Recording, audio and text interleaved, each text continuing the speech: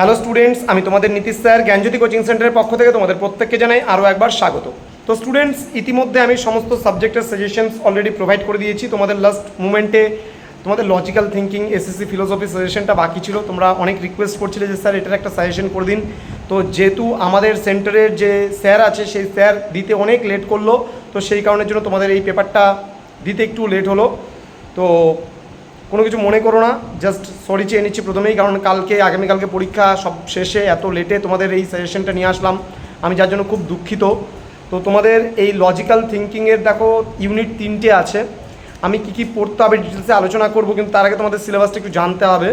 যেমন পরোক্ষ প্রমাণ তোমাদের আছে, এখানে তর্ক আছে, আর এ আছে, তারপরে তোমার শর্ত সাপেক্ষ প্রমাণ আছে, সিএনএফ আছে, ডিএনএফ আছে, স্ট্রোক অ্যান্ড তোমার ড্যাগার ফাংশন আছে। ইউনিট নাম্বার 2তে সমালোচনামূলক বিভিন্ন চিন্তাভাবনাগুলো সম্পর্কে আছে।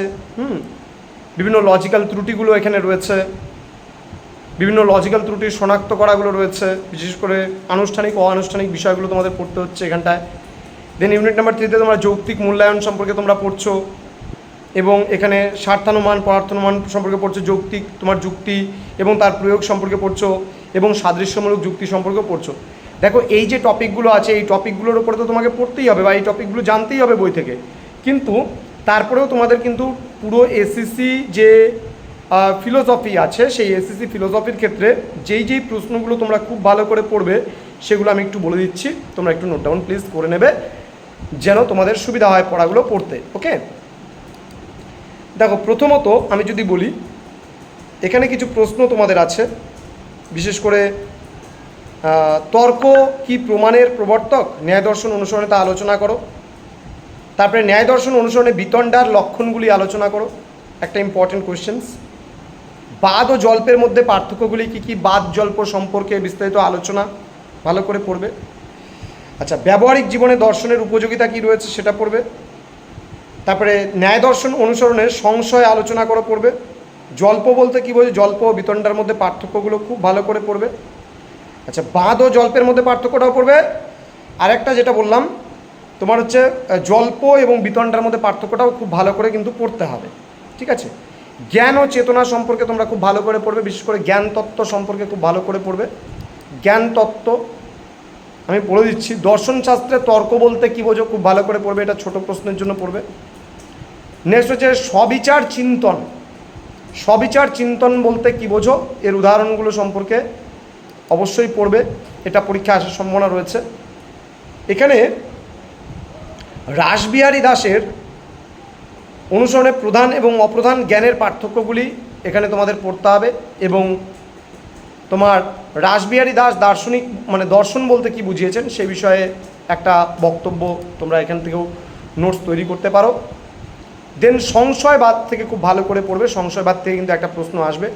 সংশয়বাদ বলতে কি বোঝো, সংশয়বাদের বিভিন্ন উপাদানসমূহ এবং সংশয়বাদের গুরুত্ব আলোচনা করো। নেক্সট তোমাদের যে প্রশ্নটা আসছে, ভ্রম প্রত্যক্ষ বলতে কী বোঝো। ভ্রম প্রত্যক্ষ বলতে কী বোঝো, ভ্রম প্রত্যক্ষের বৈশিষ্ট্যগুলি কী, ভ্রম প্রত্যক্ষ কয় প্রকার ও কী কী, এবং উদাহরণগুলো ভ্রম প্রত্যক্ষের থেকে কিন্তু পড়তে হবে। আমি যেই টপিকগুলো গুরুত্বপূর্ণ শুধুমাত্র সেই টপিকগুলো সম্পর্কেই বলছি। তর্ক কী প্রকারের জ্ঞান এবং তর্কের বিভিন্ন মানে তোমার প্রকারভেদগুলো সম্পর্কে পড়বে। বিধানাত্মক তর্ক আছে, অনুমানাত্মক তর্ক আছে, অনুমানিক তর্ক আছে, আলোচনামূলক তর্ক আছে, এবং তর্কের কি গুরুত্ব রয়েছে সেই সম্পর্কে কিন্তু একটা বড় প্রশ্ন তোমাদের আসবে, এটা কিন্তু খুব ভালো করে তর্ক সম্পর্কে পড়বে। ন্যায় দর্শনে উল্লেখিত 3 প্রকারের কথা উল্লেখ করো, যেমন প্রত্যক্ষ, অনুমান এবং উপমান। এই 3টা বিষয় সম্পর্কে কিন্তু খুব ভালো করে তোমরা পড়বে।